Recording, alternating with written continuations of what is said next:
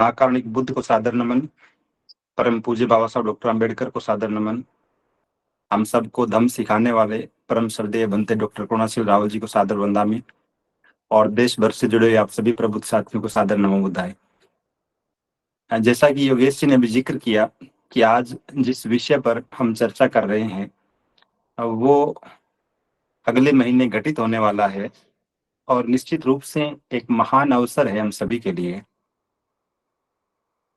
पिछले कई सालों से बड़ौदा को हम संकल्प भूमि के रूप में रिकॉग्नाइज कर रहे हैं, और देश का हर एक बहुजन बाबा साहब डॉक्टर अम्बेडकर के सिद्धांतों में निष्ठा रखने वाला हर एक अम्बेडकराइट व्यक्ति निश्चित रूप से बाबा साहब के जीवन से जुड़े हुए हर एक स्थान को बहुत ही श्रद्धा की नजरों से देखता है, और हर व्यक्ति ऐसा चाहता है कि बाबा साहब डॉक्टर अम्बेडकर के जीवन से जुड़े हुए जितने भी प्रतीक है, जितने भी स्थान हैं, महाकारुणिक बुद्ध के जीवन से जुड़े हुए जितने भी ऐतिहासिक स्थल हैं, अपने जीवन में कम से कम एक बार तो उनका भ्रमण अवश्य करें। और ऐसे ऐतिहासिक महत्व के स्थानों को युवा पीढ़ी तक पहुंचाने के लिए, उनकी लोकप्रियता का विस्तार करने के लिए, और ज्यादा लोगों को उस स्थान से परिचित करवाने के लिए समय समय पर कुछ बड़े कार्यक्रमों का आयोजन भी होता है।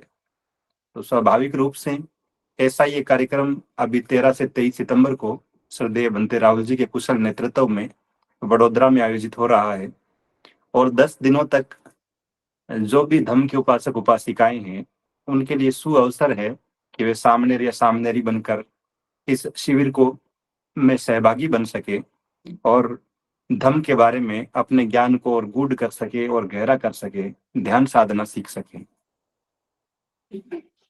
जब हम इस कार्यक्रम की बात कर रहे हैं तो स्वाभाविक रूप से एक ऐतिहासिक महत्व तो ये है ही कि 23 सितंबर 1917 को बाबा साहब डॉक्टर अम्बेडकर ने यहीं पर हम सबके जीवन को बदल देने वाला एक संकल्प लिया था। और इससे भी आगे आकर यदि हम बात करें तो 15 अक्टूबर 1956 का जो बाबा साहब का भाषण है, जो धम्म दीक्षा के बाद उन्होंने नागपुर में लाखों अनुयायियों को दिया, दो बड़ी महत्वपूर्ण बातें उस भाषण में मुझे नजर आती हैं।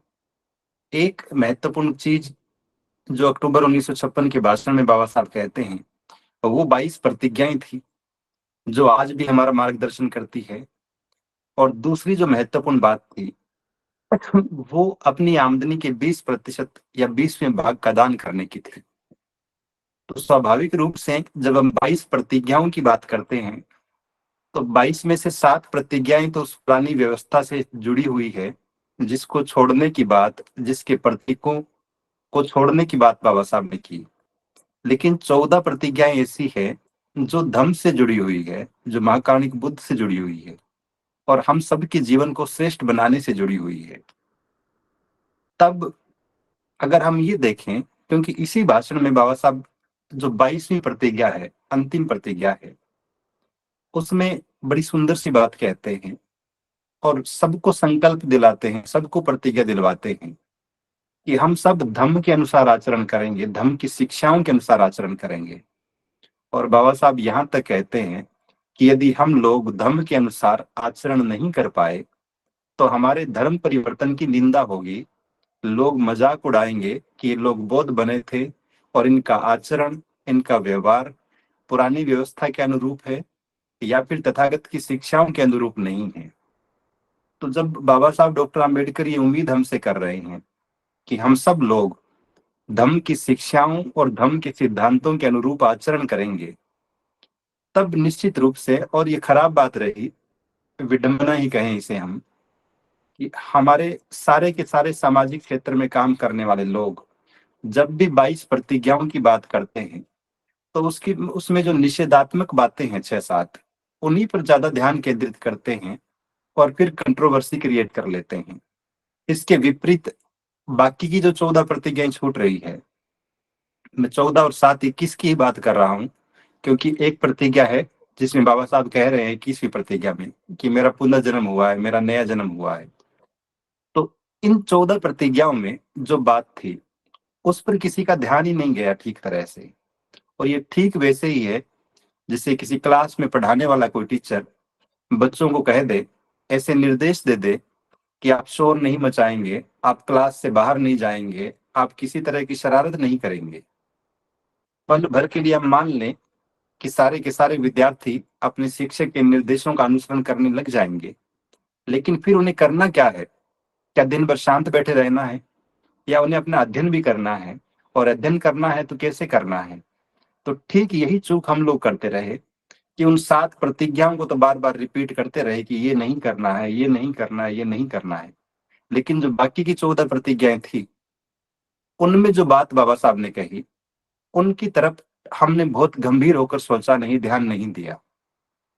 तब अगर हम धम्म सीखने की बात करते हैं, हम चाहते हैं कि धम्म की शिक्षाओं और सिद्धांतों के अनुसार हमारा आचरण हो जाए, और हम बाबा साहब डॉक्टर अंबेडकर की उन 22 प्रतिज्ञाओं में जो सबसे अंतिम और सर्वाधिक महत्वपूर्ण प्रतिज्ञा थी, उसके अनुरूप आचरण करने लग जाएं, उसे अपने व्यवहार में ढाल लें, तब निश्चित रूप से ये जरूरी हो जाता है कि इस तरह के ट्रेनिंग कैंप्स बार बार होते रहे। क्योंकि जब भी हम धम्म सीखने की बात करते हैं, जब भी धम्म के प्रशिक्षण की बात करते हैं, जिसे 3-4 आधारभूत से सवाल है। पहला सवाल कि धम्म क्या है? जब भी किसी बौद्ध अनुयायी से, बाबा साहब डॉक्टर अंबेडकर के सिद्धांतों में निष्ठा रखने वाले व्यक्ति से यह सवाल पूछा जाता है कि धम्म क्या है, तो इस बारे में बताने के पास तो उसके पास 3 पंक्तियां होती है कि धम्म क्या है।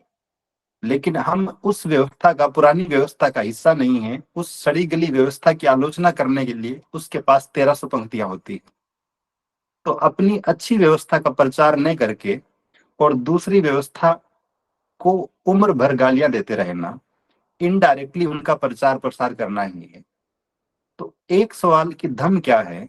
दूसरा, बौद्ध कौन होते हैं? जब हम ये सवाल सुनते हैं, तब भी बहुत से लोगों का उत्तर आता है कि वे लोग जो हिंदू देवी देवताओं को नहीं मानते, जो हिंदू त्योहारों को नहीं मनाते, वो लोग बौद्ध हम हैं, उस तरह के बौद्ध हम हैं। तो यहाँ पर भी हम बहुत बड़ी चूक कर रहे होते हैं। फिर बौद्धों की जीवन शैली कैसे होती है, बौद्धों के संस्कार कैसे होते हैं, बौद्धों की परंपराएं कैसी होती है, और धर्म के बारे में जो अलग अलग तरह की भ्रांतियां हैं, उनके ठीक ठीक उत्तर क्या है?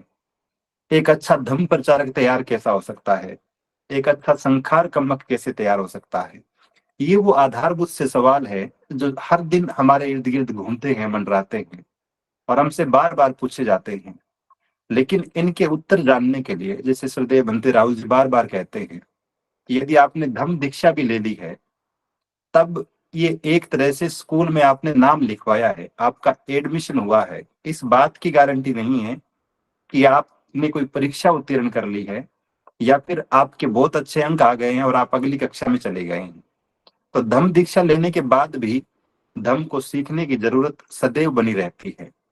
अब सवाल ये कि धम्म कहाँ से सीखे हम? कौन से ट्रेनिंग स्कूल है धम्मा के जहां जाकर हम धम्म सीख सकते हैं? हो सकता है कुछ लोग कहें कि योग्य भिक्षुओं की देशना सुनकर धम्म को सीखा जा सकता है। कुछ लोग यूट्यूब पे बड़ा भरोसा करते हैं कि वहां ऑनलाइन देशनाएं उपलब्ध रहती है, एक से एक बढ़कर विद्वान विदुषी महिलाएं या पुरुष बैठे रहते हैं जो धम्म के बारे में देशनाएं देते हैं। हो सकता है कोई व्यक्ति ऐसे कहे कि मेरे पड़ोस में एक विहार बना हुआ है और मैं वहां जाता हूँ और वहां से धम्म सीख रहा हूँ। कोई तीसरा व्यक्ति ऐसा भी हो सकता है जो कहे कि मैं साहित्य पढ़ता हूँ धम्म का और वहां से धम्म सीख रहा हूँ।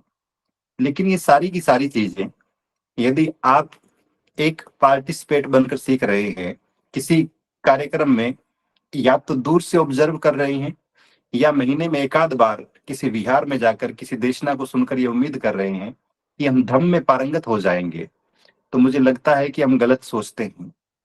इस बात को यदि हम एक उदाहरण से समझना चाहें,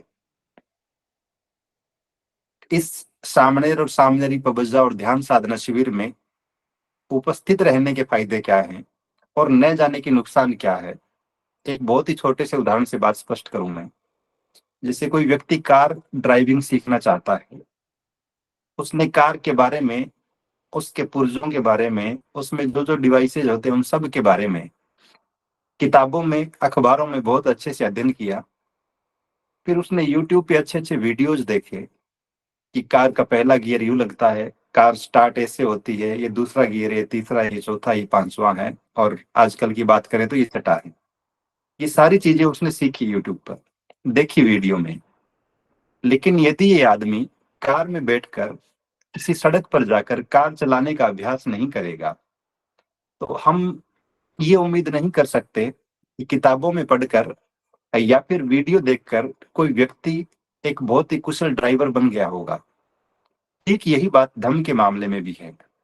एक सीखने का स्तर है कि आप किताब में पढ़ रहे हैं, आप लेक्चर सुन रहे हैं, वो भले ही गूगल मीट में ही क्यों नहीं सुन रहे हैं हम, लेकिन जब हम इस तरह के प्रशिक्षण शिविरों में उपस्थित होकर 10 दिनों तक चीवर लेकर सामणेर या सामनेरी बनकर उस बौद्ध जीवन शैली का प्रैक्टिस करते हैं, उसके अनुरूप व्यवहार करते हैं, और लगातार 10 दिनों तक, चाहे मेडिटेशन की बात हो, धम्म की शिक्षाओं और सिद्धांतों को सुनने की बात तो ठीक है, उन्हें समझने की बात भी ठीक है, लेकिन उसके अनुसार आचरण करते हुए और 10 दिन व्यतीत करते हैं, तब हम कहते हैं कि ये बहुत ही व्यवहारिक प्रशिक्षण था, जिसका बहुत ही सक्रिय हिस्सा बनकर हमने चीजों को सीखने का प्रयास किया, अपने व्यवहार में उतारने का प्रयास किया।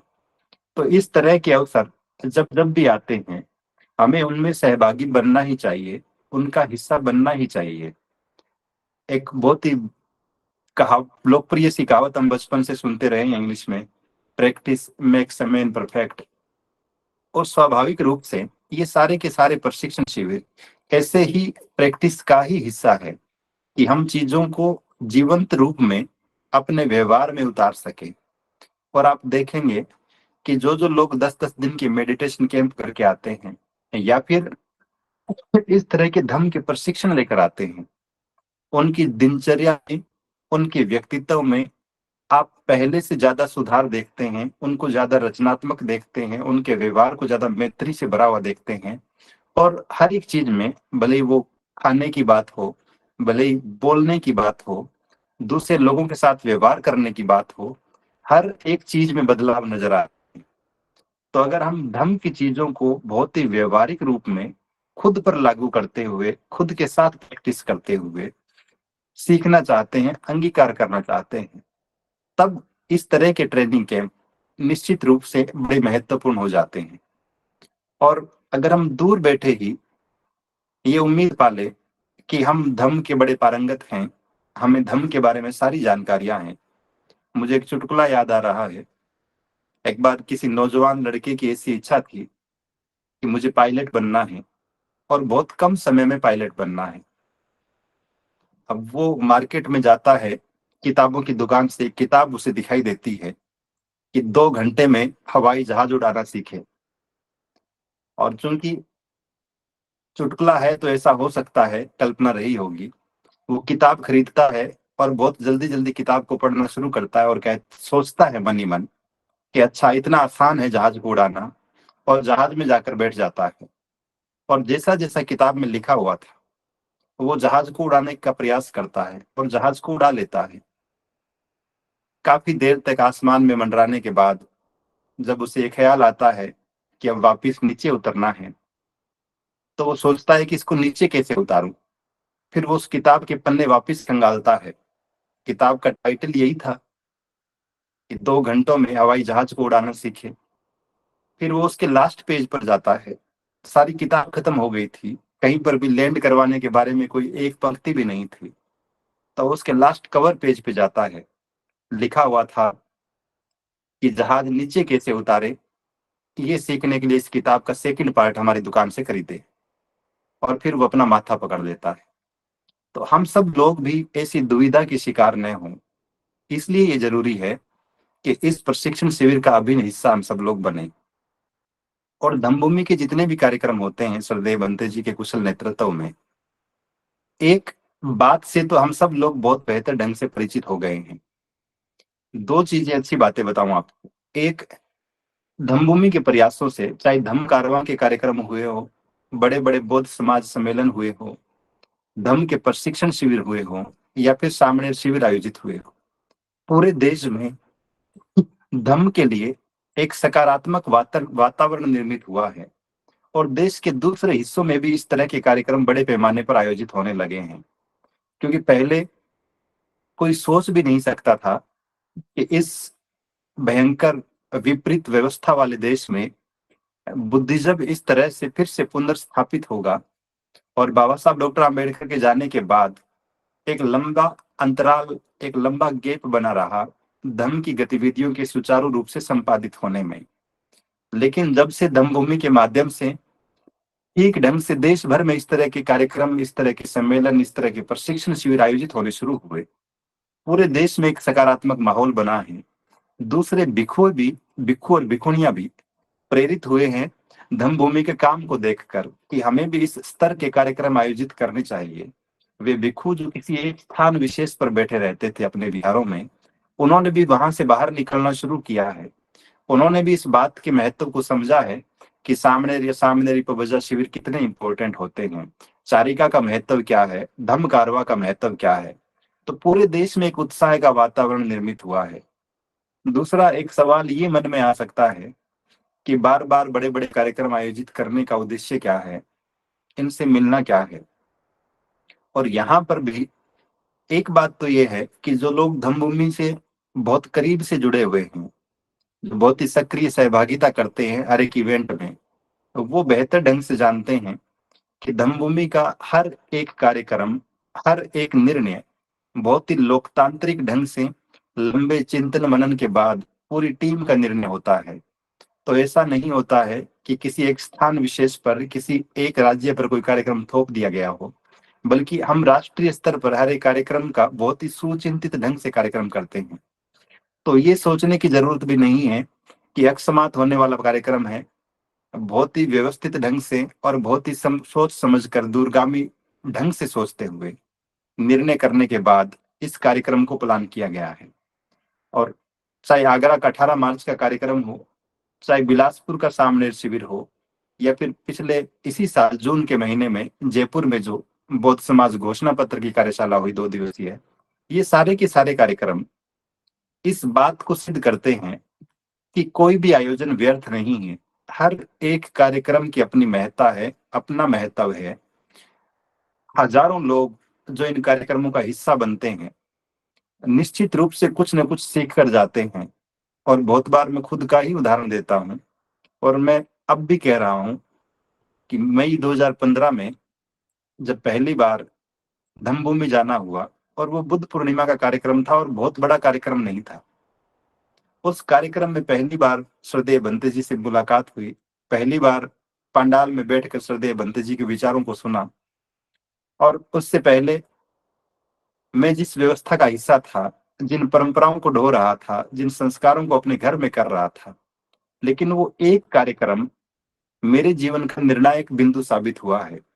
और उसके बाद से मई 2015 से अगस्त 2024 तक के पिछले जो 9 साल हैं, वो निश्चित रूप से श्रद्धेय भंते जी की संगति में रहते हुए, उनके सानिध्य में रहते हुए, धम्मभूमि के अलग अलग जगहों पर आयोजित प्रशिक्षण शिविरों को आयोजित करते हुए मैं देखता हूं कि व्यक्तित्व में बहुत से रचनात्मक बदलाव आए हैं और धम्म की समझ और भी गहरी हुई है।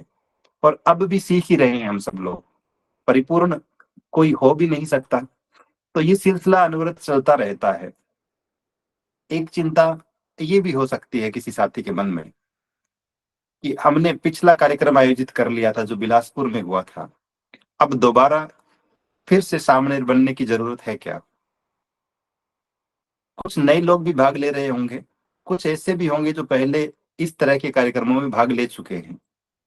और यहाँ पर भी एक महत्वपूर्ण बात आप सब सोचें कि किसी भी भिक्खु या भिखुणी के लिए जो गृह त्याग करके पिछले कई वर्षों से चीवर में है, वो भी हर साल 3 महीने वर्षावास के अध्ययन पर, नई चीजें सीखने पर इन्वेस्ट करता है, निवेश करता है। तो अगर एक भिक्खु या भिखुणी ये सोचे कि पिछले साल हमने वर्षावास किया था, इस साल क्या जरूरत है, जरूरत इसलिए पड़ती है कि अपने आप को अपडेट करने के लिए, चीजों को और बेहतर करने के लिए, हो सकता है कि बिलासपुर के सामने शिविर में जो बातें हमें पढ़ाई गई, जो बातें हमें सिखाई गई और जितना हमने सीखा, उनकी यहाँ पर फिर से पुनरावृत्ति करते हुए, उनमें कुछ नया जोड़ते हुए हम अपने आप को और अपडेट करने का प्रयास करेंगे, और ज्यादा धर्म को गूढ़ता से, गहराई से सीखने का, समझने का प्रयास करेंगे। तो हर एक कार्यक्रम, निश्चित रूप से हर एक प्रशिक्षण हमें बहुत कुछ देकर जाता है। उसका व्यक्तिगत रूप से तो महत्व है ही कि आप बहुत कुछ सीखते हैं, उसके दूरगामी रूप से सामाजिक परिणाम भी होते हैं। जो लोग सामने शिविर में उपस्थित रहकर धम्म का गहन प्रशिक्षण लेकर ध्यान साधना सीखकर अपने अपने क्षेत्रों में वापिस लौटेंगे देश भर में, और आप देखते हैं धम्म भूमि के कार्यक्रमों में किसी एक राज्य का प्रतिनिधित्व नहीं, 2 4 5 7 राज्यों का प्रतिनिधित्व नहीं। यदि हम नॉर्थ ईस्ट को छोड़ दें तो बाकी पूरा का पूरा भारत हमें धम्म भूमि के कार्यक्रमों में नजर आता है। तो स्वाभाविक रूप से ये सारे के सारे लोग जब सुप्रशिक्षित होकर वापिस अपने अपने क्षेत्रों में लौटते हैं तो और ज्यादा समर्पण के साथ और ज्यादा कुशलता के साथ धम्म का प्रचार कर पाते हैं। इनका खुद का स्विश्वास भी निर्मित होता है, वे अपने आप को बेहतर पाते हैं लोगों को से कम्युनिकेट करने में, उन्हें समझाने में, तो अच्छे धम्म प्रचारक बनकर निकलते हैं। और हम सब जानते हैं कि पूरा देश इस वक्त धम्म प्रचारकों की कमी से जूझ रहा है। थोड़े बहुत भिक्खु जो हमें नजर आते हैं, जो लगातार 24 घंटे काम करते हैं धम्म प्रचार के लिए, या कुछ फुल टाइमर्स को छोड़ दें हम, उनकी संख्या भी अंगुलियों पे गिनने लायक है। तो उनके बाद में धम्म का प्रचार करने वाले लोगों की संख्या का नितांत अभाव है। और अक्टूबर 1956 के भाषण का जो अंतिम पैराग्राफ है बाबा साहब का, उसमें तो बाबा साहब हम सभी से आह्वान करते हैं और यहाँ तक कहते हैं कि मैं आप सभी को अधिकृत कर रहा हूँ, ये घोषणा कर रहा हूँ कि अगर योग्य भिक्षु उपलब्ध न हो तो एक गृहस्थ व्यक्ति भी दूसरे को दीक्षा देने का काम कर सकता है। और 22 प्रतिज्ञाओं के पालन की बात कर रहे हैं। तो स्वाभाविक रूप से जब भिक्षुओं की संख्या नहीं है पर्याप्त, ऐसे में हम ग्रस्त लोगों की जिम्मेदारियां बढ़ जाती है कि हम धम्म प्रचार के इस काम को अपने हाथ में लें। और ये धम्म प्रचार का काम हम तब कर पाएंगे जब हम खुद प्रशिक्षित होंगे, धम्म के बारे में हमारी समझ बेहतर ढंग से होगी, धम्म की शिक्षाओं और सिद्धांतों को हम अपने आचरण में बेहतर ढंग से उतार पा रहे होंगे। और ये सारे के सारे अवसर हमें तब मिलेंगे जब हम ट्रेनिंग कैंप का हिस्सा बनेंगे। तो निश्चित रूप से इस शिविर के महत्व की बात करें तो वो निश्चित रूप से किसी भी रूप में कम नहीं है, व्यक्तिगत रूप में भी, सामाजिक रूप में भी, पूरे देश के बौद्ध आंदोलन के लिए और पूरी दुनिया के लिए भी। क्योंकि जब जब जिस जिस क्षेत्र में धम्म का प्रचार हुआ है, वहां का समाज बेहतर हुआ है, वहां रहने वाले लोगों के जीवन स्तर में व्यापक बदलाव आए हैं और उन्होंने श्रेष्ठ जीवन की ओर अपने कदम बढ़ाए हैं। तो इस कार्यक्रम की महत्ता, इस कार्यक्रम का महत्व किसी भी रूप में कम नहीं है और ये बात हम सभी को बेहतर ढंग से समझ लेनी चाहिए। और कार्यक्रम बाबा साहब डॉक्टर अंबेडकर के द्वारा बताए गए सुझावों, उन्होंने जो निर्देशित किया, हमें जिस रूप में धम्म प्रचार का आह्वान किया, उन्हीं मानकों के अनुरूप आयोजित हो रहा है। तो ऐसा भी किसी प्रकार की संशय की रहने की जरूरत नहीं है। अंतिम बात कि इस कार्यक्रम में हमारी भूमिका क्या हो सकती है, और मैं बात का अनावश्यक विस्तार करने की बजाय बस 3 बिंदुओं के साथ हमारी भूमिका क्या हो सकती है इस कार्यक्रम में स्पष्ट करूं। पहली जो भूमिका है, पहला जो महत्वपूर्ण काम इस शिविर को सफल बनाने के लिए हम कर सकते हैं, वो ये है कि हम खुद सहभागी बने इस कार्यक्रम में। जो जो साथी गूगल मीट से जुड़ते हैं, जो जो इस कार्यक्रम के बारे में जानते हैं और इस कार्यक्रम के महत्व को ठीक ढंग से समझ पा रहे हैं, उन्हें यदि संभव हो और संभव न हो तो संभव बनाने का प्रयास करना चाहिए कि हम खुद 10 दिन तक सामनेर या सामनेरी बनकर इस कार्यक्रम का हिस्सा बने। सबसे पहले खुद का रजिस्ट्रेशन करवाएं। एक फॉर्म जो है वो जारी कर ही रखा है, 500 रुपए की रजिस्ट्रेशन फीस रखी हुई है। तो जो जो साथी खुद जा सकते हैं वो खुद का रजिस्ट्रेशन करवाएं। खुद के स्तर पर व्यक्तिगत रूप से पहली जो भूमिका हमारी है वो ये है कि हम खुद इस कार्यक्रम का हिस्सा बने, सामने और सामनेरी के रूप में आवश्यक रूप से बने, और यदि ये संभव नहीं हो तो फिर एक उपासक के रूप में भी। लेकिन इस कार्यक्रम में हमारी भूमिका इस रूप में सुनिश्चित होनी ही चाहिए।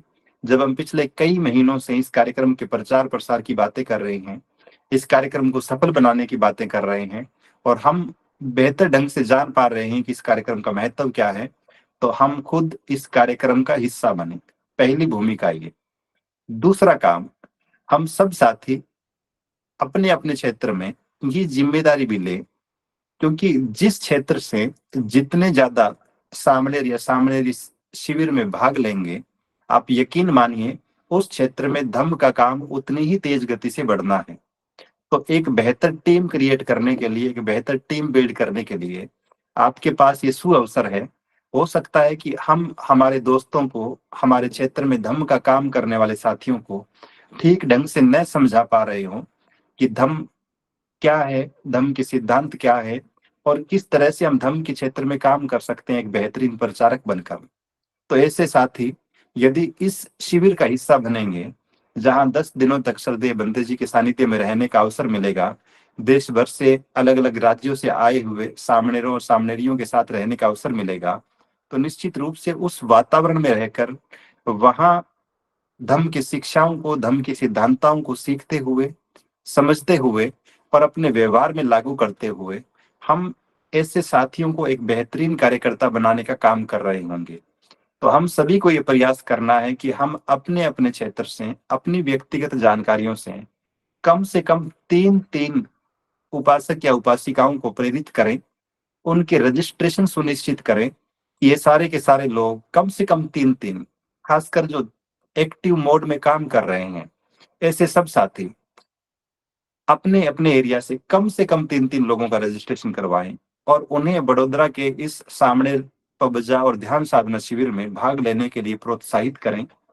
बल्कि आगे होकर उनके साथ खड़े होकर कि मैं भी जा रहा हूं, मैं भी जा रही हूं। और निश्चित रूप से संकल्प भूमि अपने आप में एक ऐतिहासिक जगह है। अगर आप उस जगह का भ्रमण भी कर रहे हैं, बाबा साहब डॉक्टर अंबेडकर के जीवन से जुड़े उस पवित्र स्थान को देख रहे हैं, तो ये भी अपने आप में जीवन की एक महान उपलब्धि है। तो बड़ोदरा जाने का मतलब न केवल उस पवित्र स्थान के दर्शन कर लेना है, बल्कि इस सामने शिविर में उपस्थित रहकर 10 दिनों तक धम्म और ध्यान साधना का गहन प्रशिक्षण प्राप्त करना भी है। तो ऐसे साथियों को इनवाइट करें, उन्हें प्रोत्साहित करें। और यदि आपको ये संभावना नजर आए कि मैं तो ठीक ढंग से बात नहीं कर पा रहा हूँ, लेकिन इस साथी को यदि ठीक ढंग से समझाया जाए तो ये जाने को तैयार हो सकते हैं, तो ऐसे लोगों की सूची भी आप उपलब्ध करवा सकते हैं। अपने राज्य के जो धम्म के प्रतिनिधि है उनको, या फिर श्रद्धेय बंते जी को भेज देंगे, धम्म भूमि के किसी भी टीम साथी को भेज देंगे, तो हमसे भी हो सका तो हम भी उनसे बात कर लेंगे। तीसरी और अंतिम भूमिका जो हमारी हो सकती है वो है कि जब भी कोई बड़ा कार्यक्रम होता है, स्वाभाविक रूप से बजट का हमेशा ही एक बड़ा महत्वपूर्ण भूमिका उसमें रहती है। तो वित्त की व्यवस्था इस कार्यक्रम के लिए ठीक ढंग से सुनिश्चित हो सके, इसके लिए भी जरूरी है कि भले ही हम कार्यक्रम में जा रहे हैं, भले ही न जा रहे हैं, संगदान जितनी भी सामर्थ्य हो इस कार्यक्रम के लिए अवश्य करें। बिना ये सोचे कि हमने जयपुर कार्यक्रम के लिए 1500 रुपए का रजिस्ट्रेशन करवाया था या फिर हमने वहां डोनेट कर दिए थे। हर एक कार्यक्रम, हर एक गतिविधि अपने आप में महत्वपूर्ण है। और हमारी जिम्मेदारियां भी, मैंने शुरुआत में जो बात कही कि बाबा साहब डॉक्टर अंबेडकर का 15 अक्टूबर 1956 का जो भाषण है, उसमें मुझे दो ही चीजें महत्वपूर्ण नजर आती है। एक 22 प्रतिज्ञाएं, और दूसरा ये आह्वान, ये संदेश कि अपनी आमदनी का 20वां हिस्सा दान करें धर्म प्रचार के लिए। तो हम सभी संग दान भी करें इस कार्यक्रम के लिए, ताकि गुजरात की जो टीम वहां कार्य कर रही है, अकेले गुजरात पर इस कार्यक्रम का बोझ ना पड़े। और धम्मभूमि का हर एक बड़ा कार्यक्रम चूंकि राष्ट्रीय स्वरूप में होता है, पूरे देश की उसमें भागीदारी होती है, तो निश्चित रूप से इस कार्यक्रम में भी जो लोग सहभागिता करेंगे, जो लोग उपस्थित रहेंगे, लोगों की उपस्थिति के हिसाब से तो राष्ट्रीय कार्यक्रम है ही, लेकिन संगदान के मामले में भी हमें इसे एक राष्ट्रीय स्वरूप प्रदान करना है। और एक बहुत ही छोटा सा उदाहरण मैं आपके सामने रखूं। अभी जब मैं संगदान के बारे में सोच ही रहा था मीटिंग से पहले, तो मैं गूगल पे सर्च करते करते देख रहा था कि एक दूसरी व्यवस्था के जो लोग हैं, जो कथावाचक हैं, जो अलग अलग, कोई किसी एक देवता के नाम पे, कोई किसी दूसरे देवी देवता के नाम पे अलग अलग कथाएं करते हैं। ये लोग जब कथाएं करने जाते हैं, इतने बड़े बड़े पांडाल लगते हैं, हजारों की संख्या में लोग आते हैं, और उनके कार्यक्रम 7-7 दिन तक चलते हैं, 11-11 दिन तक चलते हैं। तो उनकी फंडिंग कैसे होती होगी, कितना खर्च होता होगा। और मुझे घनघोर आश्चर्य हुआ कि कार्यक्रम की व्यवस्थाओं की तो बात छोड़ दो, वो जो कथावाचक आते हैं कथा बाँचने के लिए, वो भी एक-एक कार्यक्रम के 5 लाख रुपए, 7 लाख रुपए, 10 लाख रुपए, 20-20 लाख रुपए चार्ज करते हैं। और एक अभी इन दिनों में जो लोकप्रिय बाबा है, पर्ची वाले बाबा, तो वो तो ऐसे हैं कि अगर आप उनको उनके कार्यक्रम में पगड़ी पहनाना चाहते हैं, तो 2.5 लाख रुपए की रसीद कटवानी पड़ती है। यदि आप चाहते हैं कि पर्ची वाले बाबा हमारे माथे पर तिलक लगा दें, तो उसके भी 1,11,000 रुपए देने पड़ते हैं, उसकी पर्ची कटवानी पड़ती है। और उस बाबा के कार्यक्रम का, एक कार्यक्रम का जो खर्च है, वो 2.5 से 3 करोड़ रुपए रहता है। तो आप देखिए कि एक व्यवस्था वो है, जो इतने बड़े-बड़े कार्यक्रम, इतने खर्चीले कार्यक्रम कर रही है और बिना किसी संशय के कर रही है। हम अक्सर एक बात सुनते हैं कि मूर्ख लोगों में एक अच्छी बात ये होती है कि वो घोर आत्मविश्वास से भरे हुए होते हैं, उनमें विश्वास बहुत होता है। और जो विद्वान लोग होते हैं, वो संशय से भरे रहते हैं। तो हमारी स्थिति भी बहुत बार ऐसी ही रहती है कि हम हिचकिचाते रहते हैं बार-बार कि हम क्या डोनेट करें, कितना डोनेट करें और बार-बार हम ही क्यों करें? लेकिन जैसा कि मान्यवर साहब कांशीराम जी कहते थे कि जब काम करने वाले लोग थोड़े हो, तो उन्हें ज़्यादा काम करना पड़ता है, उनके कंधों पर ज़्यादा ज़िम्मेदारियाँ होती हैं। तो यही हम लोगों के साथ भी हो सकता है।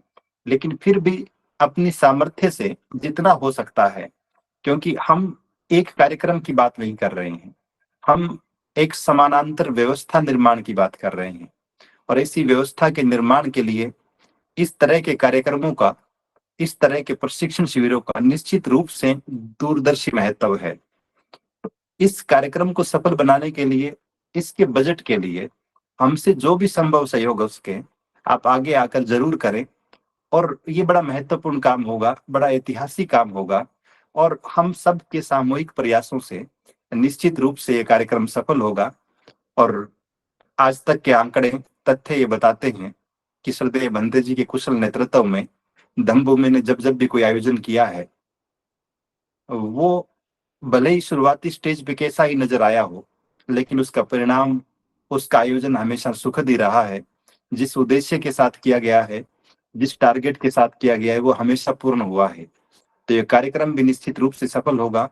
वडोदरा की टीम, धम्मभूमि गुजरात की पूरी टीम और धम्मभूमि की पूरे देश में बिखरे हुए कार्यकर्ता, इस कार्यक्रम को सफल बनाने के लिए मैं फिर रिपीट करूँ शॉर्ट में, 3 भूमिकाएँ आप सबसे ये अपेक्षा है। पहली, खुद सहभागी बनें। दूसरी, अपने-अपने क्षेत्र से कम 3-3 साथियों को प्रेरित करें, उनके रजिस्ट्रेशन करवाएँ। और ऐसा भी हो सकता है कि कोई अच्छा काम कर रहा हो लेकिन बेरोज़गार हो, तो रजिस्ट्रेशन के भी पैसे ना हो, किसी के पास टिकट के भी पैसे ना हो, तो हमारे टच में जो लोग हैं, बहुत से ऐसे साथी हैं जो समर्थ हैं पैसे देने में, भले ही खुद कार्यक्रम में न जा पाते हो, तो उनसे सहायता लेते हुए ऐसे लोगों के रजिस्ट्रेशन सुनिश्चित करवाने चाहिए। और तीसरी और अंतिम भूमिका, कि इस कार्यक्रम को सफल बनाने के लिए, इसके लिए वित्त की व्यवस्था के लिए हमें अपनी सामर्थ्य अनुसार संगदान हर हाल में करना ही चाहिए। तो इस उम्मीद के साथ कि आप सब लोग बहुत ही सक्रिय सहभागिता के साथ इस कार्यक्रम के महत्व को समझते हुए, इस कार्यक्रम के दूरगामी महत्व को समझते हुए और अंततः बाबा साहब डॉक्टर अम्बेडकर की बौद्धमय भारत की परिसंकल्पना को साकार करने के लिए धम्मभूमि के नेतृत्व में, बौद्ध समाज के निर्माण के लिए, बौद्धों की अपनी व्यवस्था के निर्माण के लिए इस कार्यक्रम में बढ़ चढ़कर अपनी सहभागिता सुनिश्चित करेंगे। मैं अपनी बात खत्म करता हूँ। आप सभी को बहुत-बहुत साधुवाद। श्रद्धेय भंते जी को सादर वंदनामि। नमो बुद्धाय।